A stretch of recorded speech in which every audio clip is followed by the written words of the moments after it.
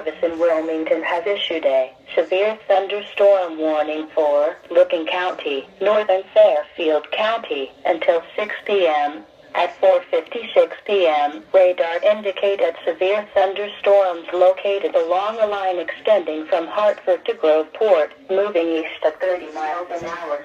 Storm hazards include damaging winds to 70 miles an hour, quarter-size hail. Locations impacted include Pickerington, Pawtascala, Granville, Utica, Buckeye Lake, Heath, Newark. In addition, Summit Station, Jersey, Hartford, Johnstown, State Route 310 and State Route 161, Etna, Beechwood Trails and Alexandria are near the path of these severe thunderstorms.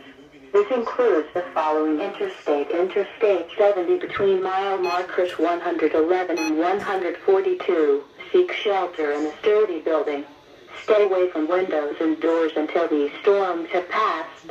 To report severe weather, go to our website at weather.gov/ILN and submit your report via social media when you can do so safely. A tornado watch remains in effect until 8 p.m. Monday evening for southeastern Indiana and northern Kentucky and southwestern Ohio.